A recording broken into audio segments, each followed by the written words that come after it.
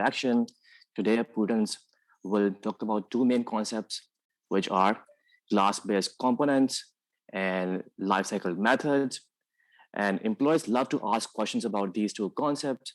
So if you want to work as a React.js developer, stick with us till the end because you will learn a lot. So without further ado, over to you, Prudence. You can take the floor and start the masterclass. Hi, hello guys and girls, can you hear me? So first, thank you so much for the introduction, Mudasa. I'm very, very honored to be invited to Divination, and especially by Mudasa and the founder Rahil to give a public class in coding here and today. So in the next 1 hour or so, I will go through some concepts and the contents of React. One very popular topic in React, which is class components versus function components. Right, so a bit more introduction about myself. After I graduated from NYU Shanghai, I went to work as software engineer in an agency company in Shanghai. So most of my work now is spent on coding in frameworks like React or Angular and some other frameworks. Right, so React can not only help you build the website like fast and robust, but also it can do something fun.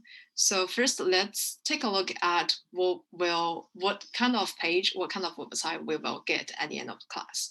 I'm going to share my screen. Sharing the screen. Okay. Yeah, so I think the screen is shared already. So let's take a look on the canvas on the right. This is something I found interesting is that usually when we're building a website, we have like standard. What's coming up in our mind is like standard website with a head bar with some buttons with some like forms, a very standard website. But actually, we can also do something fun, and especially in 3D with React, and also with the help of another library called 3.js. You might have heard of it, but it's totally fine if you haven't. Just so that you know that in this library makes it easy for you to create anything that's 3D and also interaction. So let's example, we have this very, very simple cubit on the left, which is rotating, and also another one on the right, which is enlarging itself and shrinking itself, just like a heartbeat. And the interaction is when we move our mouse to the one on the left, it will change the color. And when we click it, just click it, it will enlarge itself. And when I click it again, it just go back to original state. So this is what we're gonna get our hands dirty with today. And give me another second to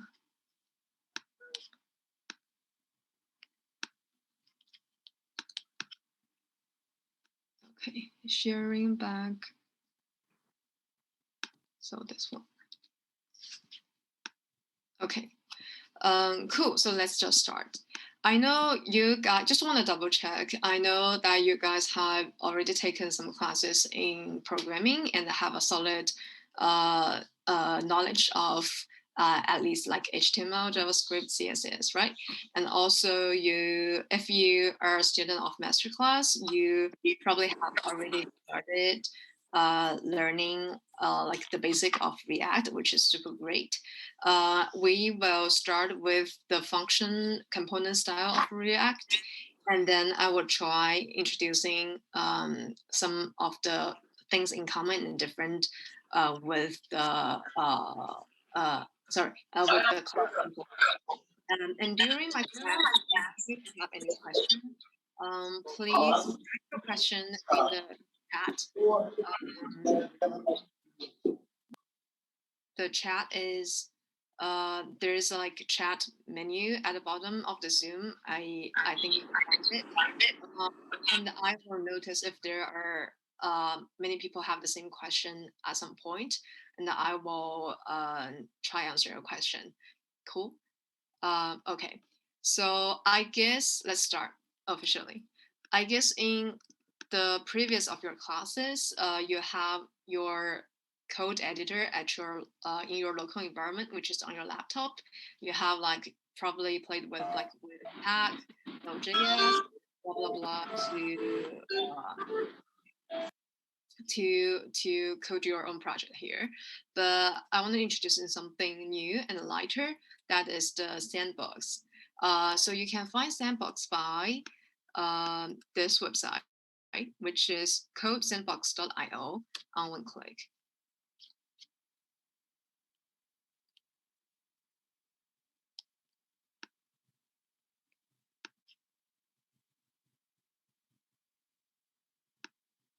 Give me a second. And here I just sent the website in the chat, so it's easier for you guys to open it. Share my screen. Here, as I've already logged in, let me log out to show. So why am I introducing this online environment is because I know like a standard workflow when we work as either working on our own projects or working as a like full-time software engineer is to set up your environment. You upload to GitHub, and then like other developers who working with you will like pull the latest from your branch, blah blah blah. There might be some problems of like how do you synchronize your local environment with others. So just to solve all these problems, Code Sandbox is something that's basically an online web editor. It solves the pain of synchronizing your environments with other developers, and it gives you a ready-made environment online at the go. At the same time, you can even have a collaborative coding experience with others, like which means when you're taking your code here, other developers can also join in and help you develop.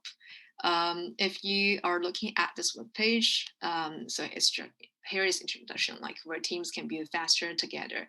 And by the way, the website or the project will be hosted online too, so you can have a very it's very great for rapid web development. You can also share your link so that others can see your project right away. So it also supports like all these different frameworks, either it's React, Vue, or Angular, even native, vanilla JS. So let's sign in so that we can not only use it, but also save the script and outcome in your own account. You can sign in with your GitHub or Google. I'm just going to sign in with my GitHub. Give me a second.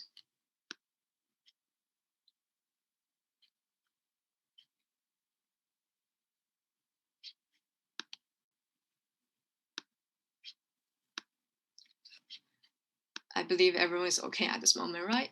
Maybe it takes a few more seconds to log in with your GitHub account or Google account, but it's okay. So after you're logging, it's your dashboard, your profile page. Let's go clicking this button, Create Sandbox, which is basically create a project. Exciting? Create Sandbox, it allows you to choose different environment. So as I recently just created one for React, it appears here, but as you see, React is the most popular template in the framework now. So let's just go with it. Official templates, React. It will bring you to a new page. The great thing about it is that it's not only just give you the library, but also gives you the setup for everything you need to coding with React at one click.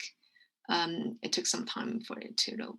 Okay, so what I mean everything I need is, let's look on the left, which is the file or folder, and what's in the middle is the coding, is the editing panel, and what's on the right is the outcome page. So as you tick, it will just show, it will just hot loaded the change on the right. So it has the Index.js, which is set up that basically hands the React app to this web page. And our app.js, which is the file we're going to edit today to have the 3.js qubit. And there's also a public index HTML. So we don't have to care about it. Just so let you know, it's this online editor code, Sandbox, will help us take care of all this compilation and all this like DOM operate. So the only thing we need to take care is in the app.js. And let's start with dependencies, so that you can install some Node.js libraries online without installing locally. It has installed for us React DOM, and the React scripts, which is a must for this project. And also for the project today, I also need you guys to install the following two dependencies libraries. One is 3.js is the you can, as you search, it gives you a list of possible match. So it's the first one, 3. Then this qubit returning means it's installing the project. And once it gets installed, and it appears here, and the version number is 0.129, which is the latest one. Great. Any problems so far? I guess it should be quite smooth. So after we install 3, I also need you guys to install another one, which is React 3 Fiber. This one, React 3 Fiber. Let's click it, and it started installing again. So this library, we don't need to know much about like what it does. So all we need to know is that it's something in React that helps to make React more compatible with 3.js. Right. Cool. One thing more is that we need to, 7 is its latest version. We need to change it to a previous one, which is more stable, I hope. Let's go change it to 6.2.2.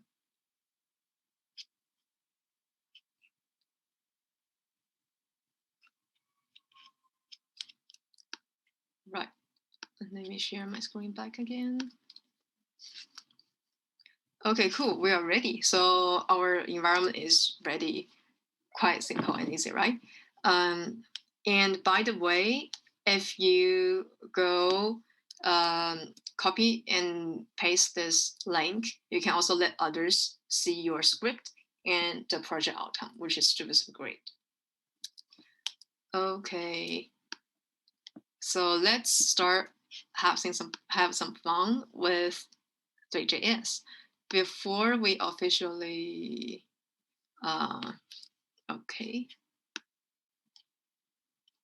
So as I think you guys have some experience in coding with like function components, let's start. I guess you can even go one step ahead if you have a mind like what to do. So first, definitely import React from React.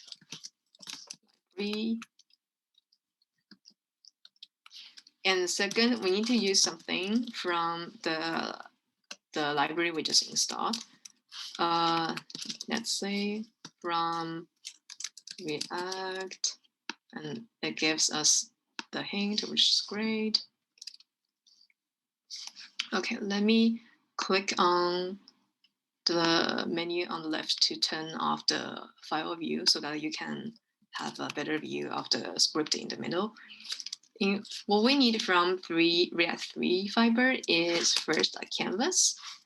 Canvas here is a DOM that's wrapped by like this free fiber library.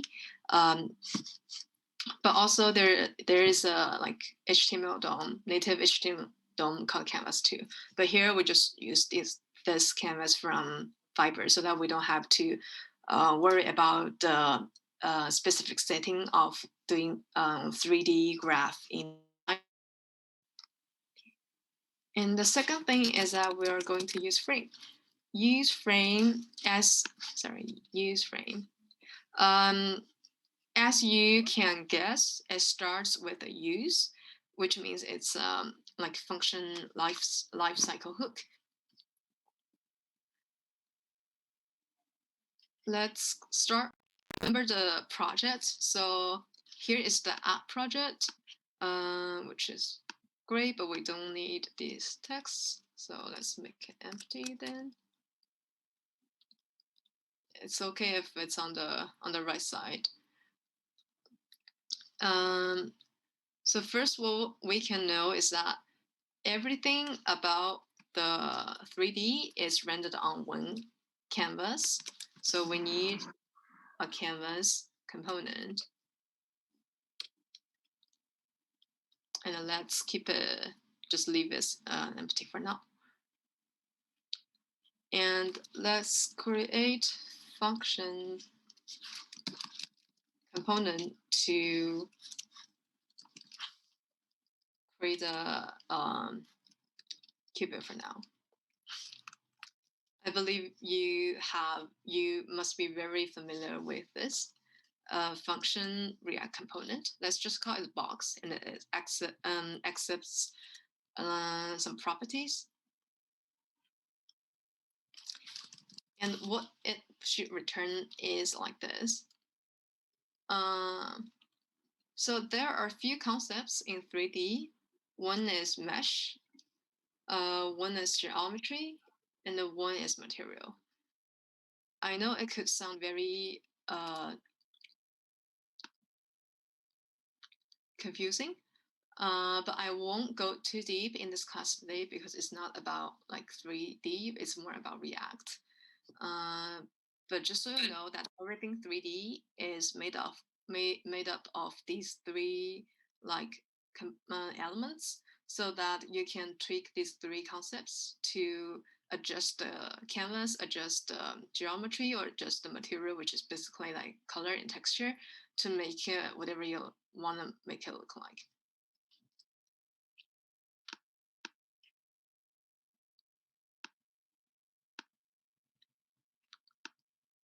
Everything okay? Okay. Keep sharing my.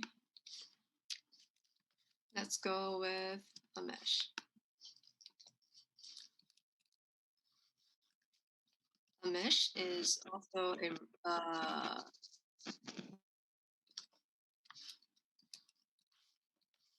HTML DOM by React.js. So the way 3JS or the way 3D in website works is that it renders on everything on one canvas, which means it's not DOM, it's all pixels. But as we are using React, and the React is pretty much component based, and we have the help of these two libraries, it makes every element we see a DOM also a DOM, which makes it easier for us to like control or interact with it. Cool. So now we have a mesh. There's nothing appearing, which is for sure. But no worries. Let's start with. We also need a thing called box geometry, which gives us a cube. And then you can add the backslash. And what we want now is that we also need to give it a mesh standard material.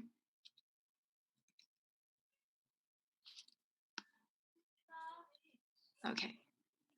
Also gives a backslash. And now we need to add some properties to make it a cubit that we can see in the canvas. So first let's define the color. Basically, I think the color is pretty much the same like the CSS color. You can either pass it a color name or the color hex number. Let me just start with hot pink. And then we are still not seeing the box because now we haven't said like what's the scale of it, where it should be, meaning the position. But no worries. Let's start by give the mesh a position.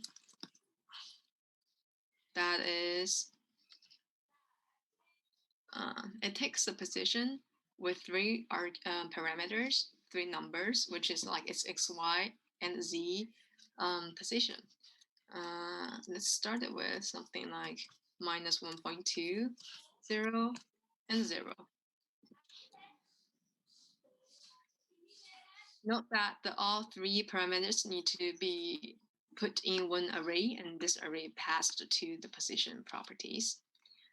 And then let's also pass it with another property, which is scale.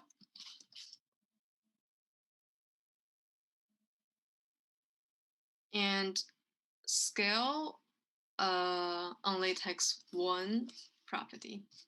If you want to scale in propositionally.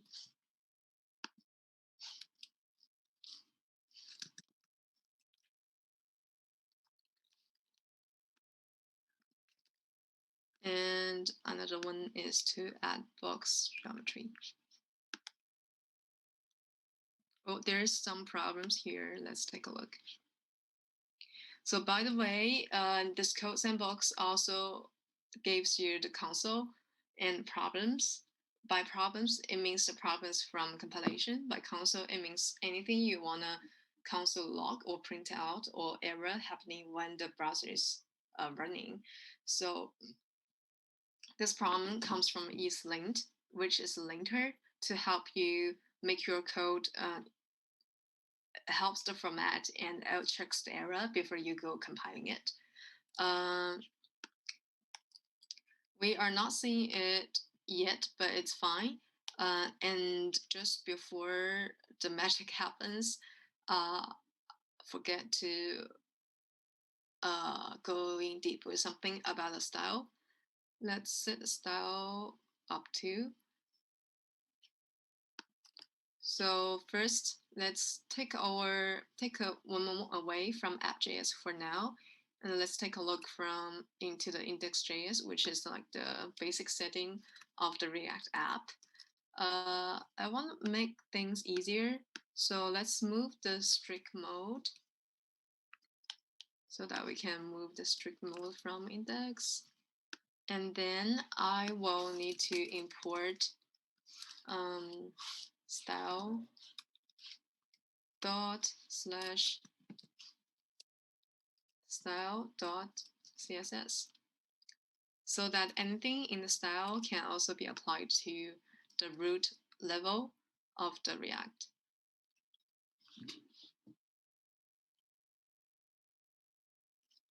Cool. And we also need to do something with the style CSS so the canvas can be displayed right in the middle.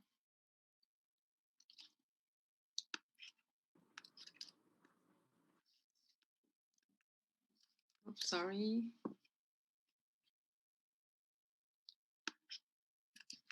This is just to normalize some of the background settings. Don't worry, I will share this script in the chat so you can just copy paste it.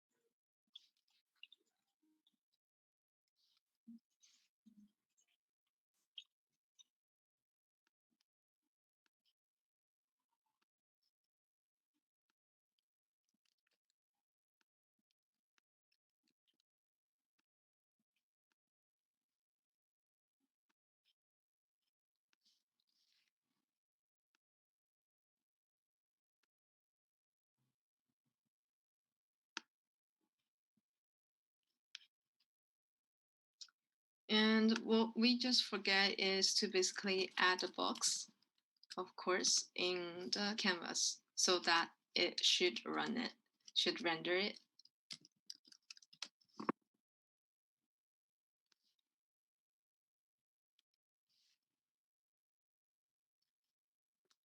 Error.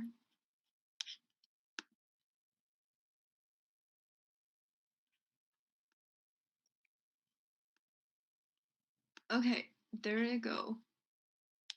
There is this box.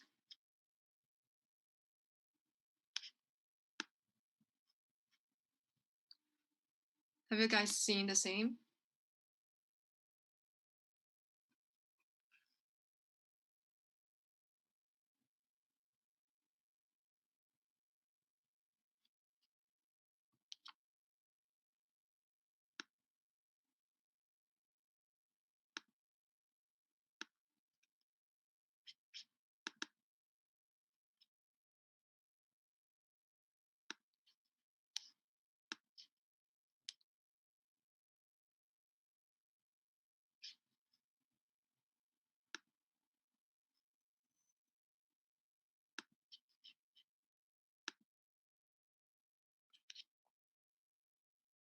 Nope.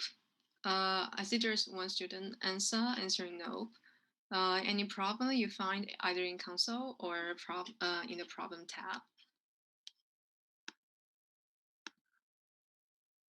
Cool. Quite of us have get the same page. So I will stay here for a few more seconds just to, in the importance file CSS. Oh, sorry, it's style s.css. Because I also get that problem, and you can check in the problem in error message. It means that there is no such path, which is probably either you don't have this file, or you just happen to have a typo in the file path. So I just missed an S. Sorry. So students, no worries even you get an error message or something reported red in the console. It quite happens even if you work as a professional after graduation. Just going with the error message and read it, understand it, find where the error happens, and solve it. Oh, now we finally have the box, but there is one question. We have set the material color to hot pink or whatever the color you name it, but we are still seeing a dark box here. Why is that? It's because in the 3D.js, in 3JS and in 3D computer 3D world, the color is not something, is more than something we can define. It's up to many other factors. If, for example, the object itself has a color, and there is also something very important, that is light. And the light in this room or in this 3D world, if the light is super bright, then the color may look brighter. If the light is very dark, then the color may look darker. And if the light has a color itself, then the final canvas you will see, the object will probably look like, the color will look like an in addition of its original color, texture, and also the light color. So in short, to make it show its own color, let's add a light.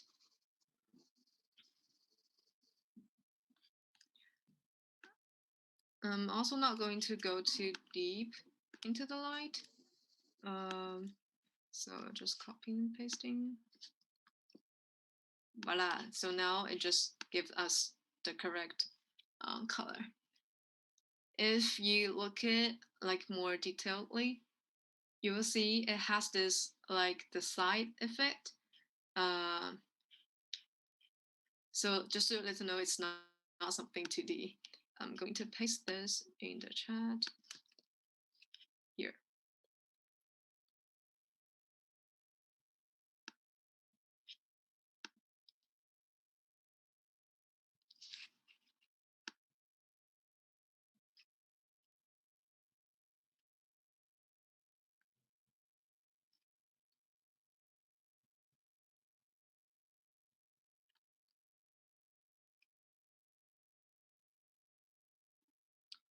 Okay.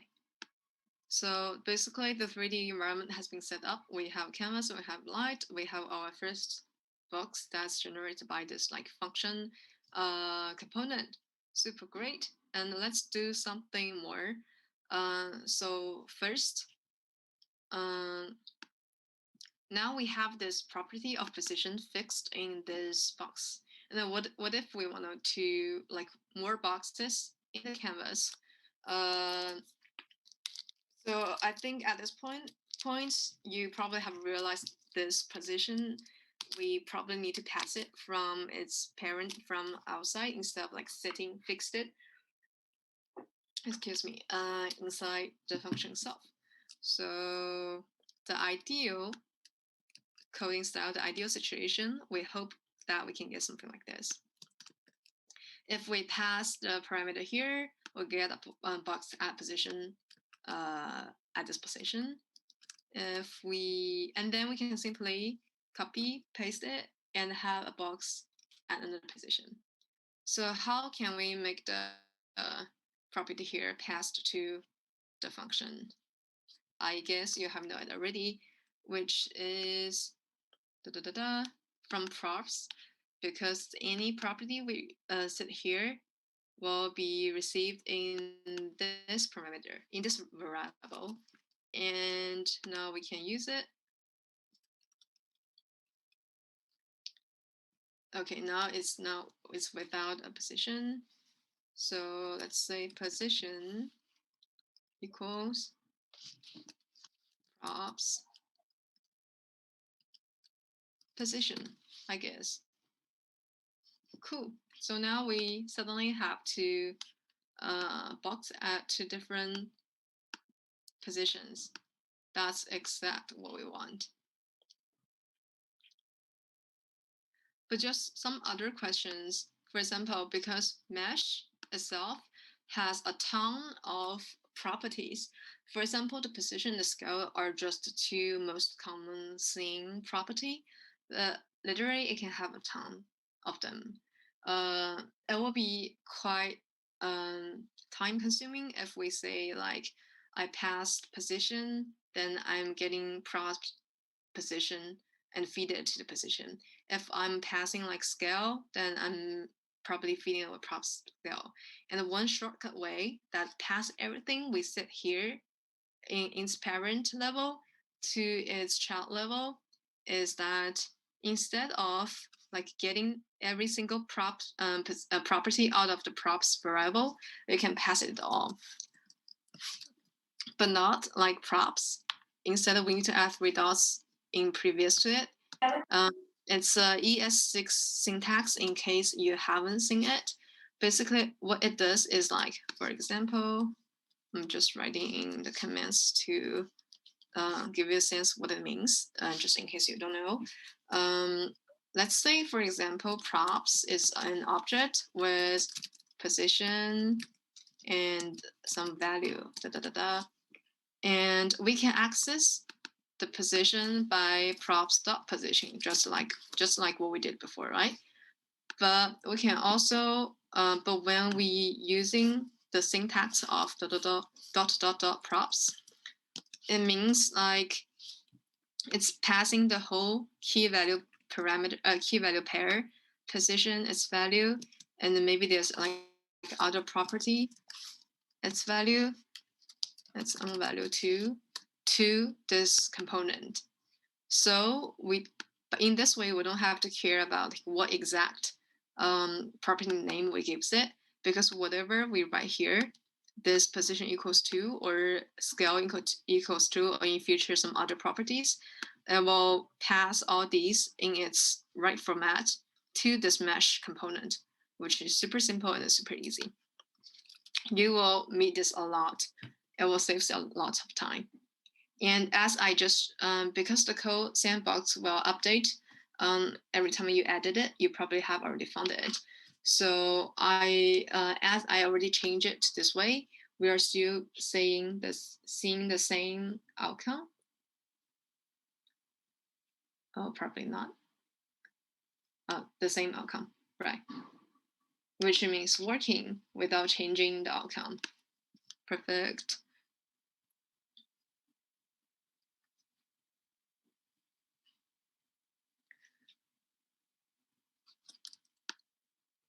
Okay, so we have a static view. Now let's go something interactive. Let's say first I wanted to, whenever my mouse click on it, it will enlarge. Let's take a review on the example like this. It will enlarge and shrink itself. Start thinking about it, like how we can do with it. You probably know that it has, every component can have a event like on click, right? That's the first step. And then you probably think of that to know that whether we have click it, and again, we need a Boolean variable to turn it on and off. Great, that's the second step. So we are pretty much there. And then use what you are good at most, that is a life cycle hook. And for function component, it is use state. We first need to import use state from React. Note that it's in this like square braces. Then still remember how to use the hook. So use state is basically a function, and you give it a initial value. Let's say if we wanted to put Boolean, then let's say it's false. And we need to have two parameters here. One is the state variable itself. Let's call it active. And the second one is the method, the function to change the state. So this is just a value, and this is a method. And these are returned by the use state hook. So now, as we haven't changed anything, active, this state should be assigned with false. Let's take a look whether it's false or not. So let's remember that we want to change the size of the box. Let's say if it's active, then we make it larger. If it's not, then we make it just 1. So we can do something about active and scale. You can write a condition to return the result, but because this is a simple condition, so I'm just going to write in line, which means active, question mark. If it's active, let's use the value of 1.5. If it's not, let's use a value of 1. Now it's re-rendering.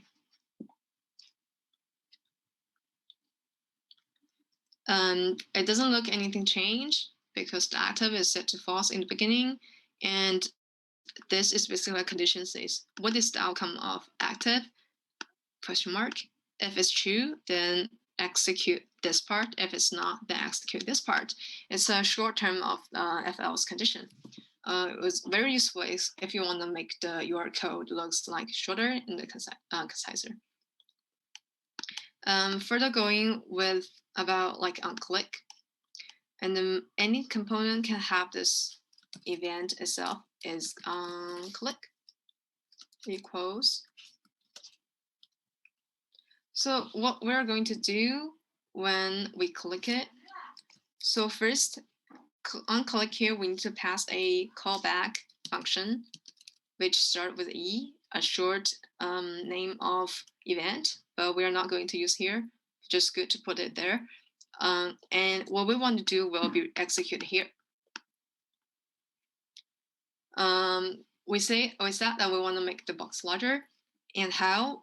By setting the active to its if it's true, then set it to false, and vice versa, right? But how do we do it? Is it like active equals true or active equals false? For sure, it's not in this way, because state variable is something, it should be read only, and in any way you want to change it, you need to go through the set method, because React itself will collect all these setters to change the state. It will change the state in one step instead of in scattered like every step.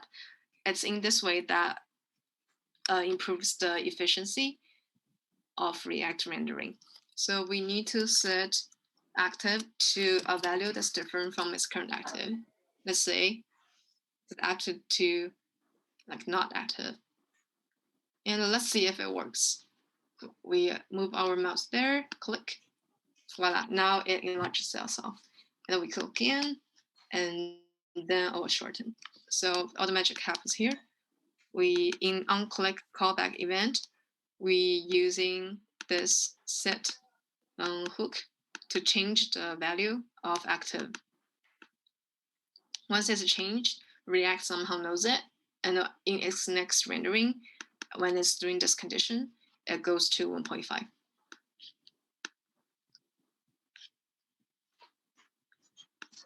Everything all good.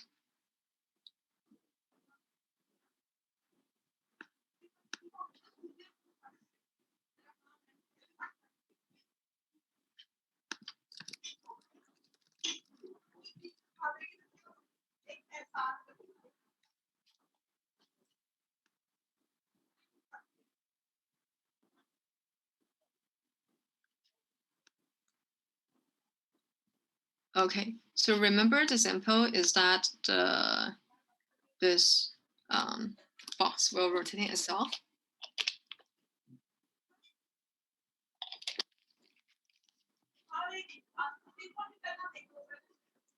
We're going to quickly add it.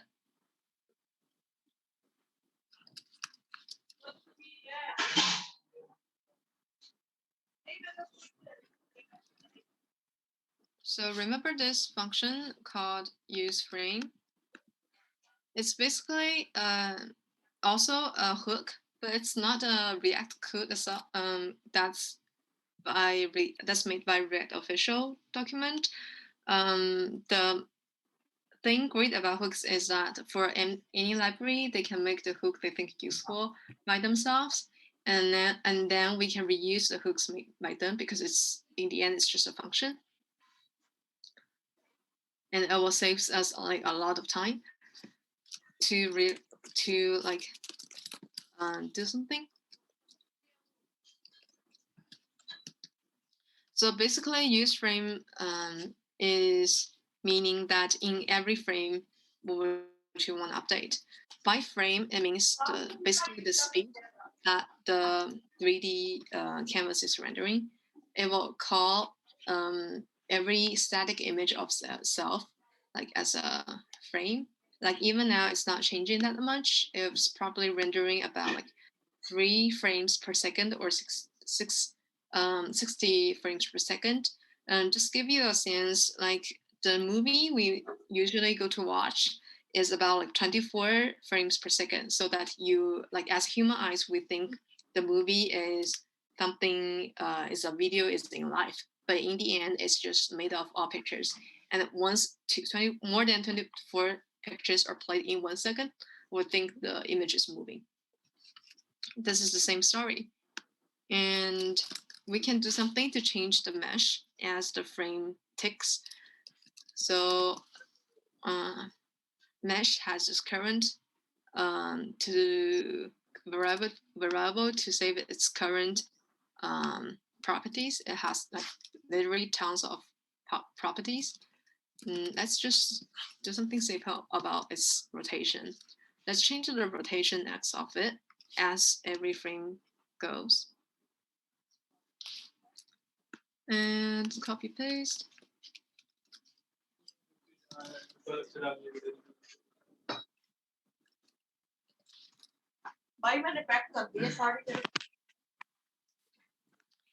Now it gives an error about like mesh is not defined, even though we have the mesh component here. So how can we make this function component realize that we are referring to this component? Is right, we need to add a reference to this component, which is add a ref here, mesh. Oh, sorry, I forgot one step, is that like mesh is also one hook that's called use reference.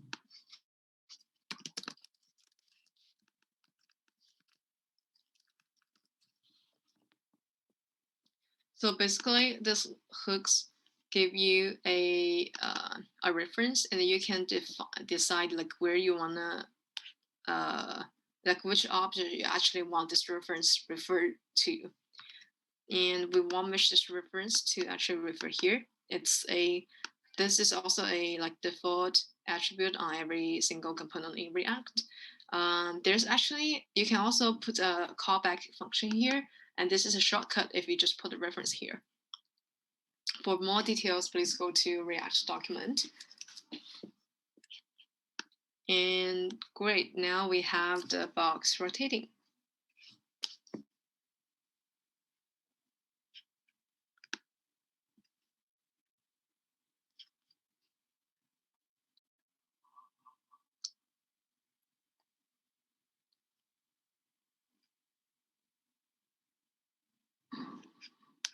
No questions, no problems?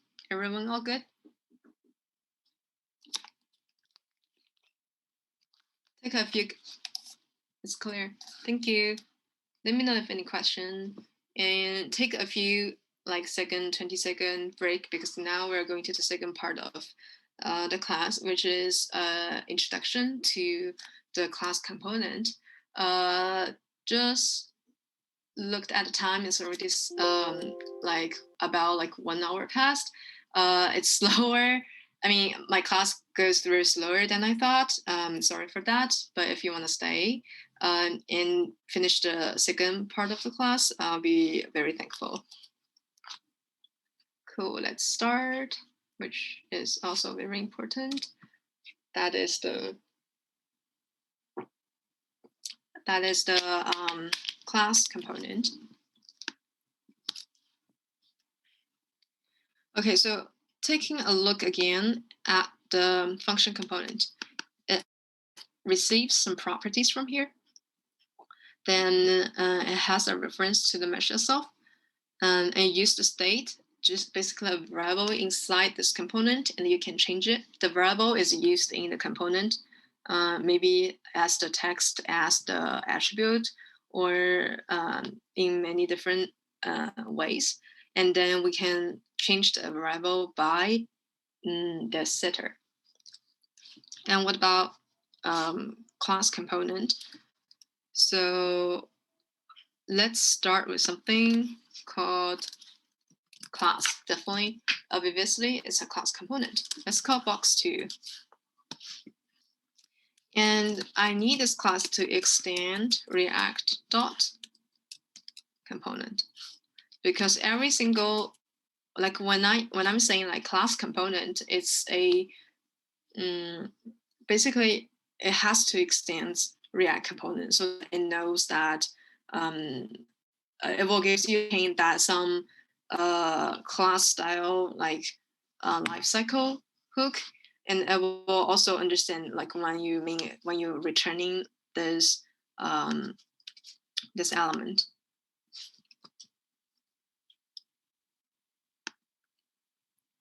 My function is clear that it accepts properties here. Just like when you're calling a box, then you will put some value here inside the parentheses. And because it's React, it has some like compilation, and it will understand your code if you write this way. This is properties to box, this component. But what about class? Speaking of class, if you have get some knowledge from masterclass about like some like class style coding or object-oriented programming, then something is immutable is its constructor. Constructor basically means when the class is instantiated, basically when it's called, you want it to finishes before the class is, when the class is called. So it also receives the props. But what's different from function style is that it receives a props, then it can define the state here. But in class style, it's better to define the state in the very beginning, which is constructor, because again, constructor is the function that's called in the first when a class component or a class in general is called to generate an object. And as its class, it needs to has a variable that refers to itself. What I mean is that because one class can give us many different objects, right? If you want to change a variable of one, and every object is independent of each other. But if you want to change one variable of the object itself, like how does it know that you want to change it in this object, not the other object? It's because it has its internal variable called this, refers to the object if it's instantiated. And because we extend the React component, then it will gives us all this hint of all the property that this object should have. So referring to the use state hook, we have a state. Oh, we have a state. And in the beginning, we can it's just an object. And remember, we have an active, and then we set it to false. Let's take a look again.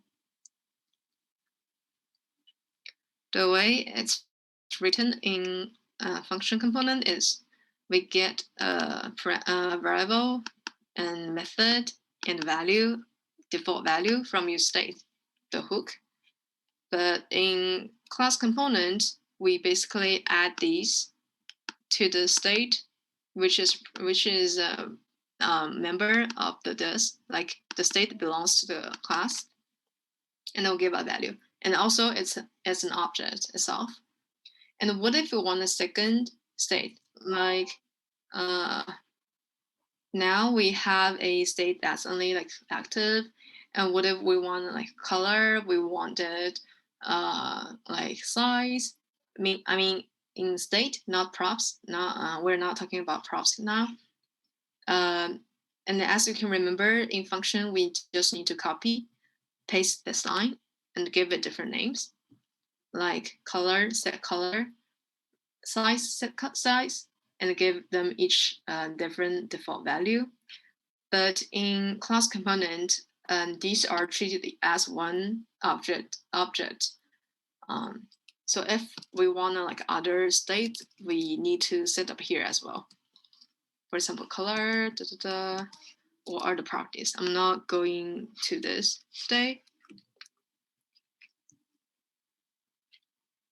Okay. Let's and how in the function component, it just returns this element so that we can, if you go to the React DevTools or Chrome browser DevTools, you will see this DOM, this element in your HTML. But because it's easy, because to understand, right? You execute function, it returns your result. But what about class, where it returns? It has an internal lifecycle function called render. It should give you some hint in this editor that it's one of the method of React component, right? Render is a function, and in the method, and in method we return this thing. The rest part is it. So, oops, syntax error. Let's remove these first because I haven't really set up.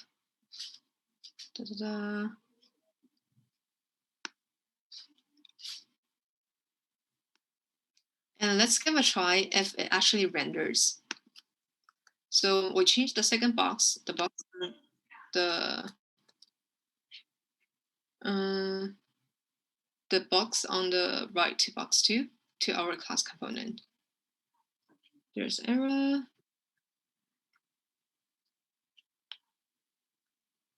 What does it mean? Give me a second.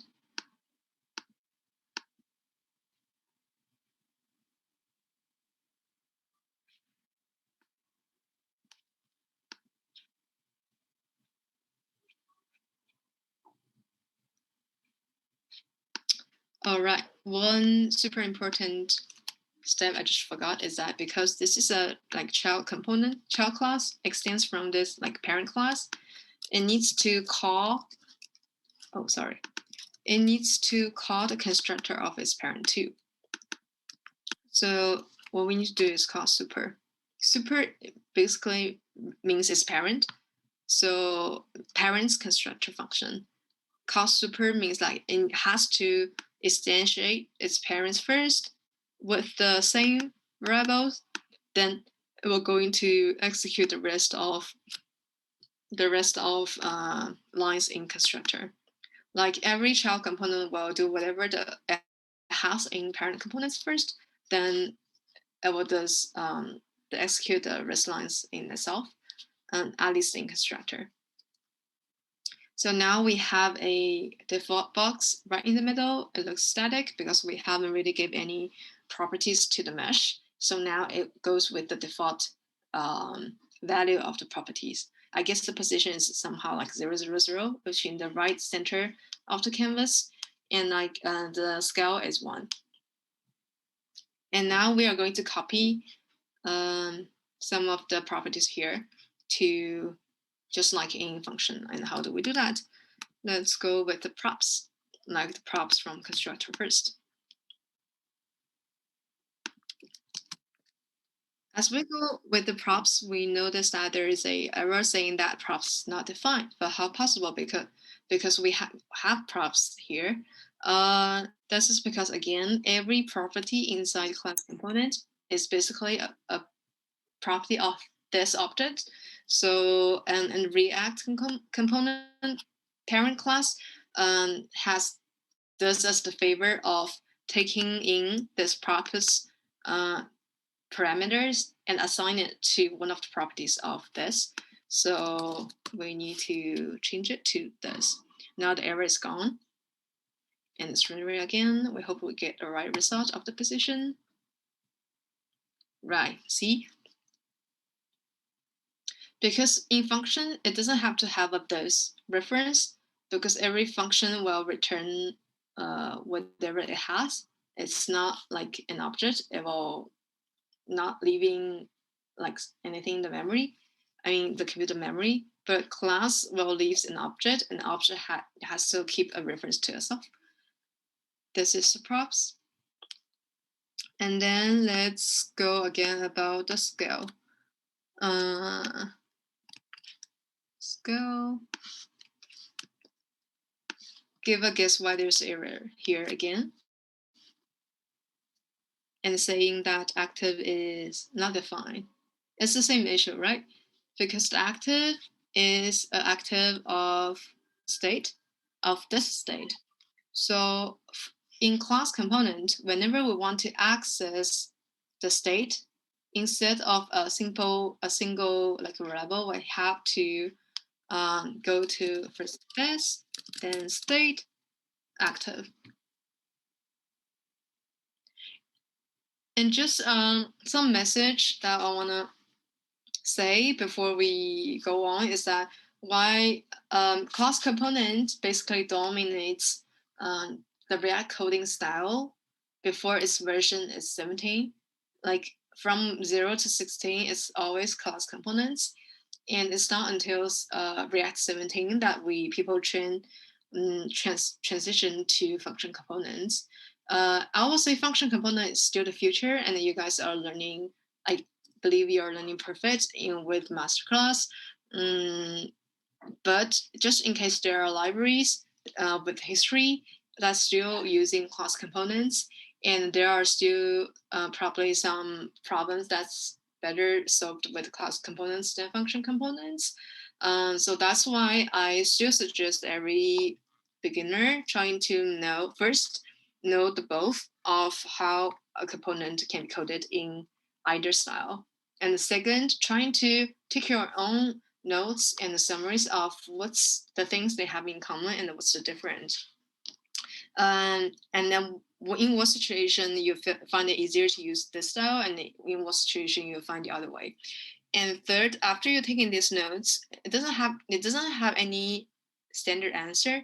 But after you're taking these notes, it's very, very likely that when you are going out for interviews for a job, that the interviewers will ask you a question, maybe as open as like, how do you think about like how much do you know about like class component and function component?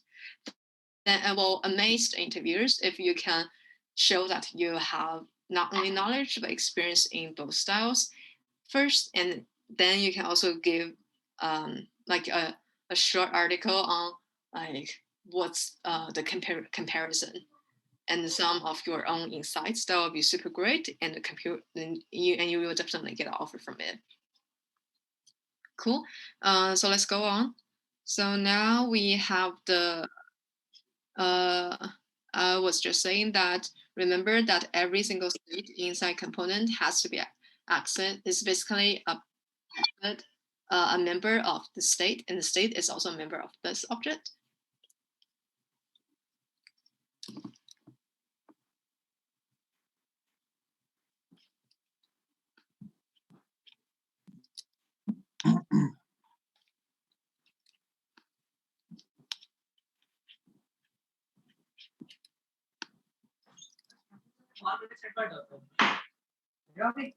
And I'm going to do something.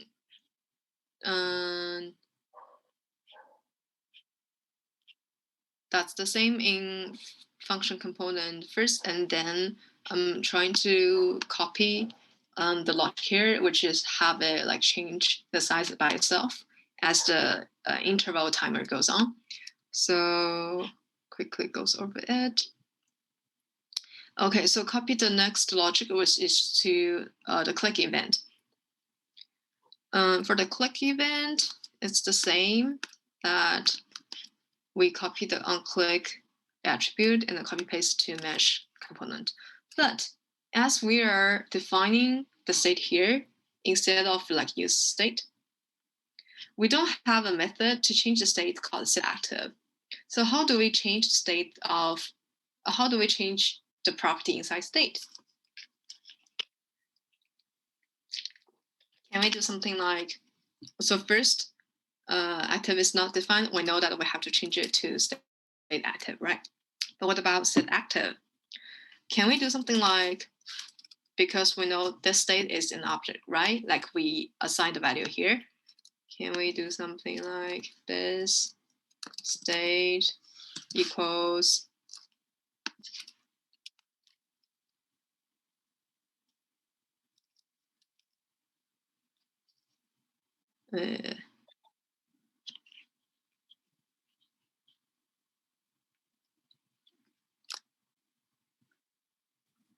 or let's say, can we do something like change the state, the one method of the state?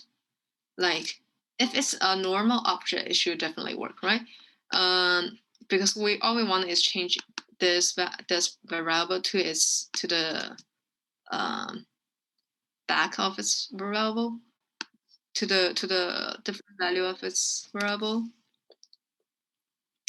It doesn't give us an error, but it also gives us a hint, like a warning that do not mutate state directly. Use set state. This is actually what I want about say. If we're doing this, it looks all right without any error. But when in React, when I'm going to click on this box on the right, it doesn't give me anything. It's because this state, except its definition here, its declaration here, it's also a read-only object, which means its value cannot be directly changed. And the correct way to change it is that, so let's clear this first. It has an internal method to change the state. It's just called change state.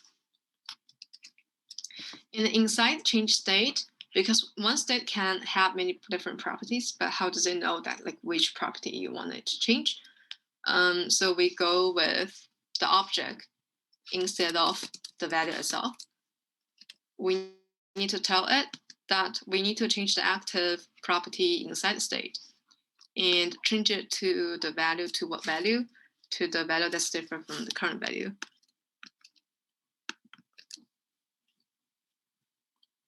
Now let's take a look again.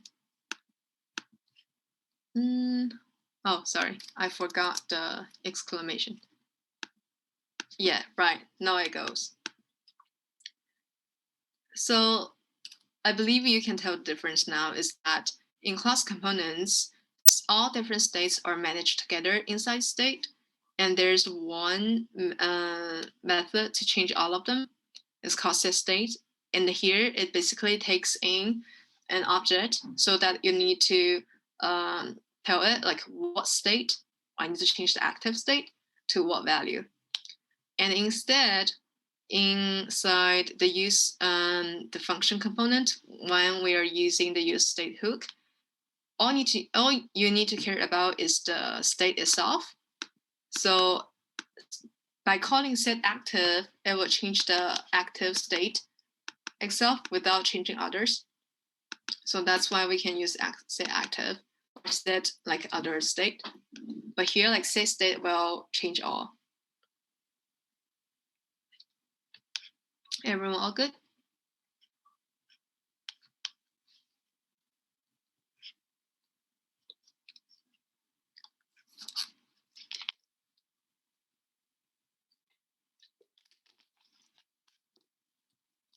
If it's all good, then I'm going to do the important part of class component, which is the main difference between class and function components. That is the lifecycle hooks. I'm going to show you something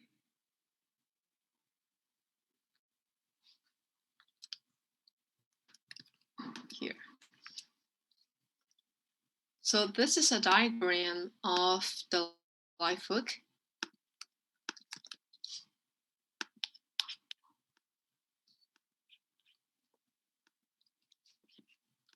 By life hook, basically it means like React renders everything in a cycle.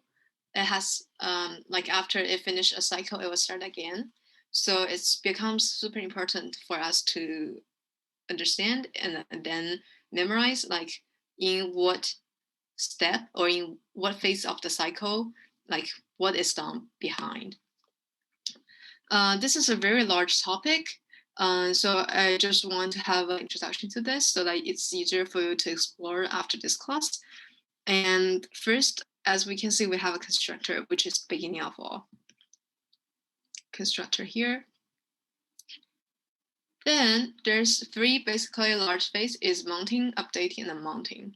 What it means is that mounting basically means React is preparing your component, it's calculating all these and that data. Because the component here in class is quite simple, that the data are just, we just give it a value or it's taken from its properties. But it could happen that if you go with complicated projects, the data you have to pull from like an external API, you have to wait for the data coming. So it will all happen at this moment. When it finished things inside constructor, then it will call this lifecycle by default. Even you don't call it, it's not up to you to call it or not because it's handled by React component. All you need to do is what the component needs to do or what you want to do at this stage. Like after the constructor is finished, it calls this component mount. And updating means that whenever you change a value in this component or in its child component, it will render again.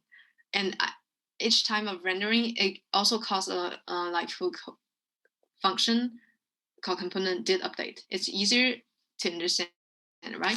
Like after it gets updated, it calls this lifecycle function. And unmounting is like when, for example, you are leaving the page, you're going to different page, or you are removing this element from the page.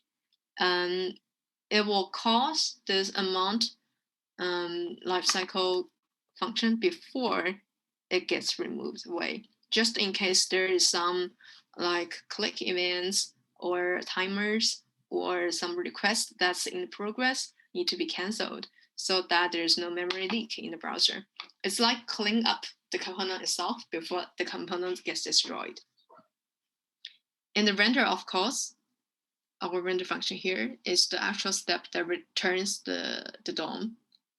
So it's always a cycle that after this construct in the render is called in the first phase, then it calls component didmount.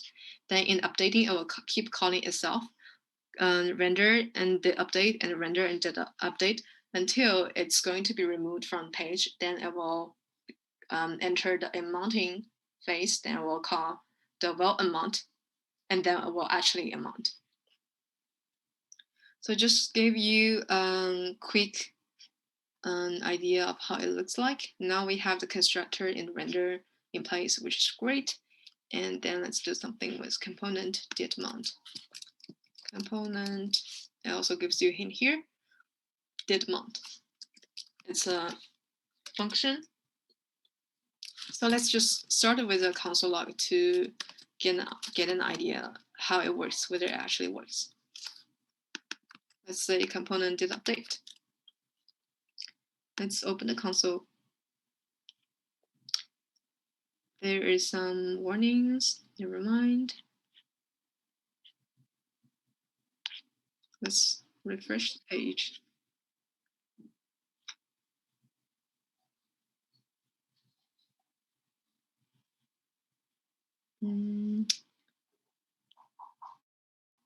Why is it not printed?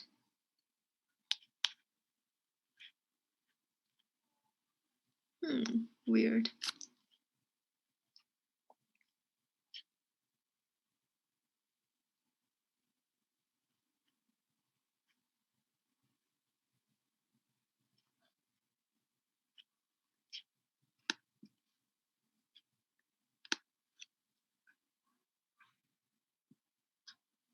Oh, sorry, just realized that I was sharing the wrong screen. Let me share a different one.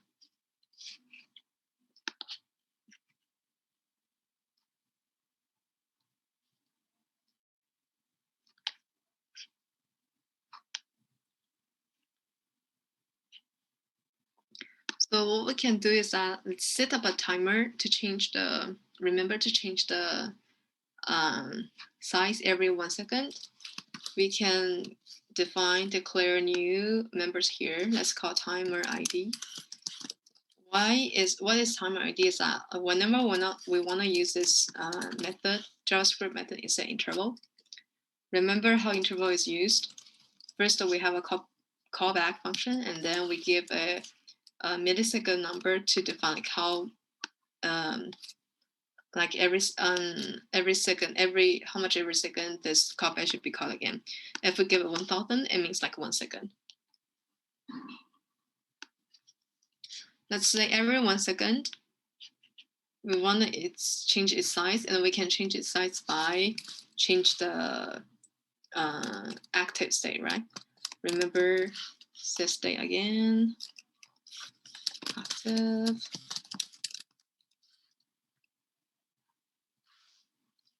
And we're going to set this to reverse the value. See what happens.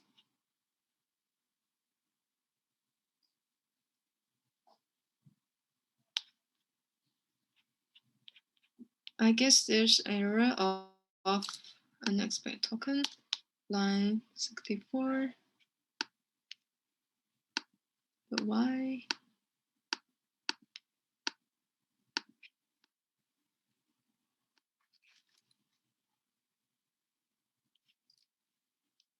Oh, I think I should be right.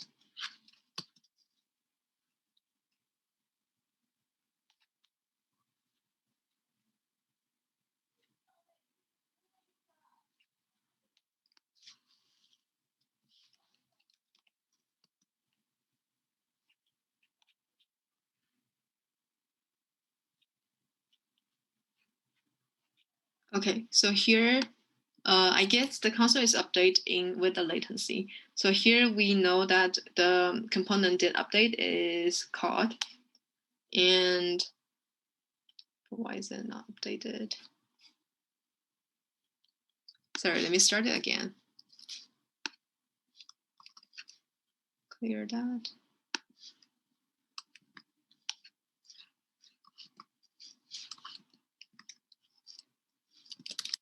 Clear. Set interval.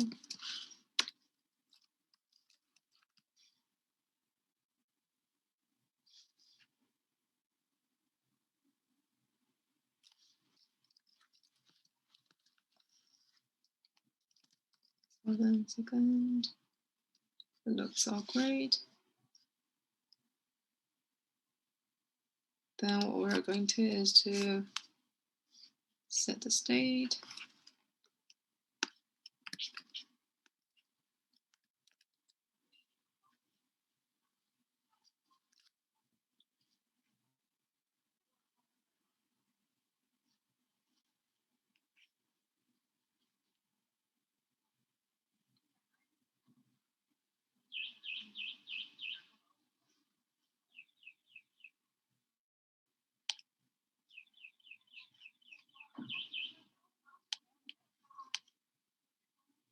Oh, sorry, I just made a mistake that this is actually did update instead of did mount, which means it will be setting up like too many timer.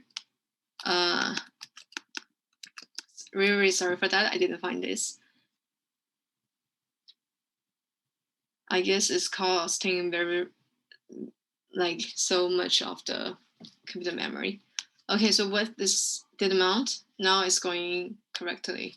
Did mount is only called once in one object. But did update, as you can see, just a moment ago, the console log is going crazily. Is that its did amount is called every update. Like it can go maybe 10 to 20, even 30 times per second. So you have to be very clear about what you want to do inside the component did update. Usually it's not to change anything inside update. Usually it's more about to check. And yeah. But if we're going to leaving the page, or if we're going to like going to other page inside of React, and some of you guys probably know that the result that set interval returns this timer ID there is also a corresponding function called clear interval or clear timeout, clear interval, so that this interval will be stopped. It won't keep going on. Let's say we want to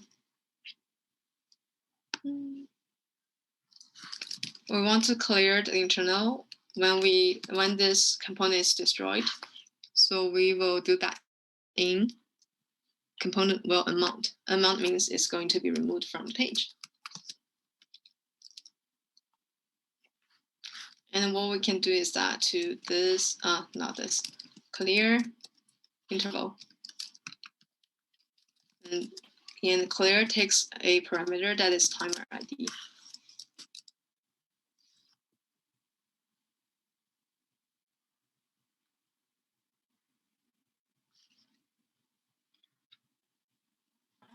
Warnings.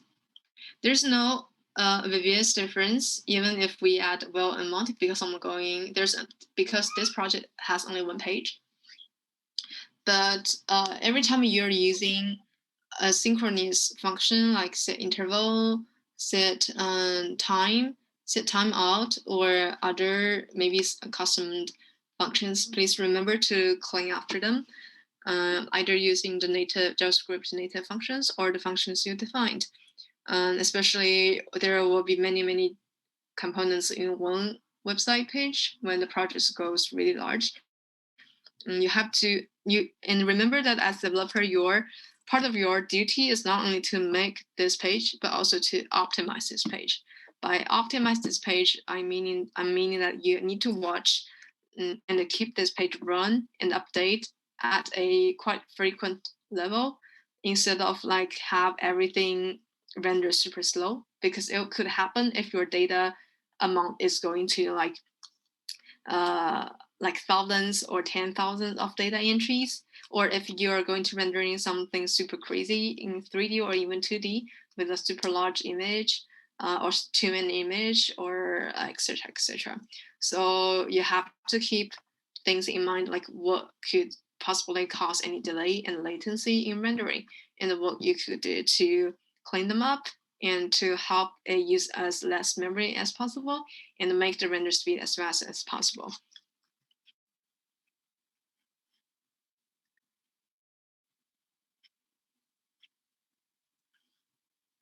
And speaking of the way it's doing here, so I guess if you go further with the function components, you can have answer for yourself, like how we could do this if we want to realize in the function component. I can give a hint, is that there is a hook that's used for similar behavior. It's called use effect. You can go searching this inside React document if you want. This is also very, very often used. These are 3 hooks, and in addition with some other hooks. So we just finished our coding class today, and I want to say something more about the coding paradigm, or the thinking, the logic behind it, because coding is not only about this code you wrote, it's also about like thinking model you have, and even the same using the same library or the same framework, different developers will use it very differently. But there are some common rules in the industry and in academia that are recognized very useful and should be the standard, so everyone follows, so that not only to improve the project, but also to make other developers understand easier. And one of that is not something about rules, but something different coding paradigm is, I'm going to quit my screen sharing, is called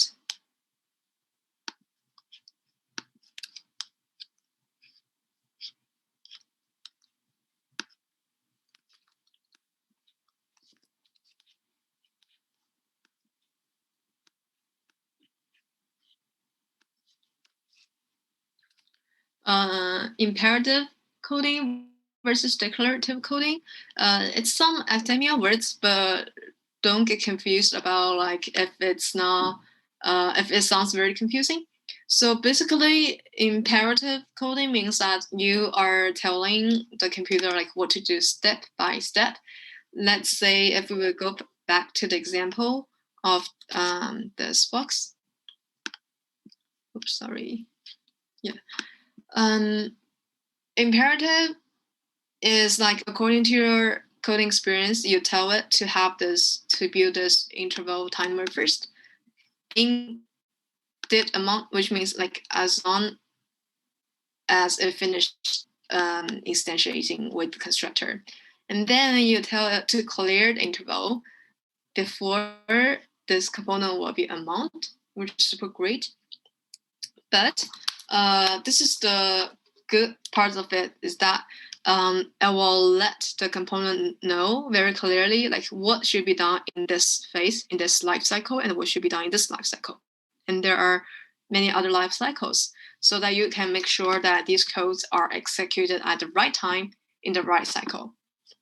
But this is the pros, but the cons is that once this component goes really, really, really large, like there could be now there's only 3 lines of code here, but it could be like 30 or even like 300 lines of code. I hope you're not going to as far as 300 lines of codes, because if that's that many, it means that definitely you can clean up the component somehow instead of like piling up the number of codes here.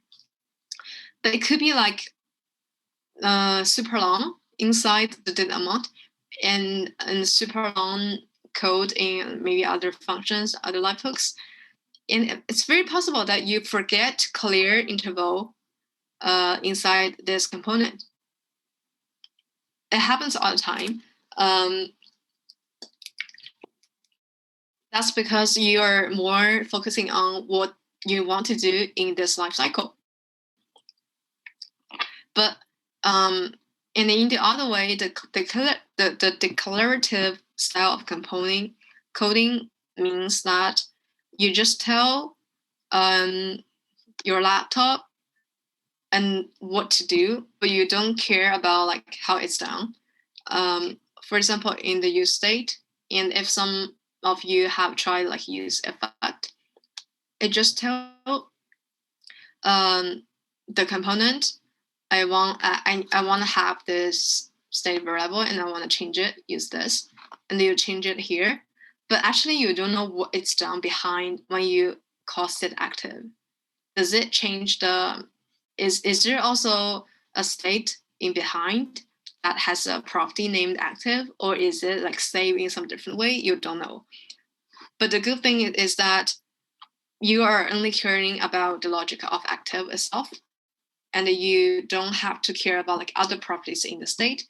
You don't have to care about like what it should do when it's instantiated, or what it should do before the component gets moved.